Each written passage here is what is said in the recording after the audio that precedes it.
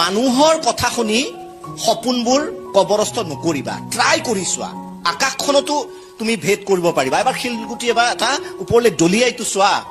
আমি শিলগুটি এবাৰ দলিওৱাৰ চেষ্টা নকৰাকে ভাবো আকাশলৈ শিলগুটি দলিওৱা সম্ভৱ নহয়। এবাৰ দলিয়াই চোৱা, দলিয়াই চালে কি ক্ষতি যায়। এটা সৰু সাধু কওঁ। গতিকে সকলোকে পৃথিৱীত সন্তুষ্ট কৰিব নোৱাৰি। মটো বা যিটো কোৱা হয় যে moral of the story is that, পৃথিৱীত সকলোকে সন্তুষ্ট কৰিব নোৱাৰি। নিজৰ দৃঢ় প্ৰতিজ্ঞা কৰা। সকলোকে যদি সন্তুষ্ট কৰিব যোৱা, আনে কি ভাবিব এইটো ভাবি যদি কাম নকৰা, তেনেহলে পৃথিৱীত তুমি ডুবিবা। কেনেকে ডুবিবা? বাপেক পুতেক আছিল, এটা গাধ বজাৰলৈ লৈ গ'ল। বাপেক পুতেকে গাধ এটা লৈ বজাৰলৈ গ'ল, আৰু বজাৰলৈ গৈ থাকোতে কেইজনমান মানুহ দেখিলে। এই যে মানুহ থাকে জানাই নহয়, কি থাকে মানুহ?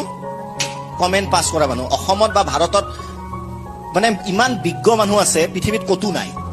আনকি যিদিনা মংগলত ৰভাৰ বিক্ৰম গৈছিলে, সিদিনাখনো ফেইল হৈছিল কিবা এটা কাৰণত। দেখিছো চাহৰ দোকানত দুজন মানুহে বহি চাহ খাই আলোচনা কৰিছে, বিক্ৰমৰ এই বস্তুটো প্ৰব্লেম হ'ল, সেইকাৰণে মংগলত অৱতৰণ নকৰিলে। বোলো বা শচীন বিৰাট কোহলিয়ে কিবা এটা শ্বট মাৰি আউট গুচি যায়, এইটো শ্বট কৰিব নালাগিছিল, যিজন মানুহে জীৱনত বলটোৱে চুই পোৱা নাই।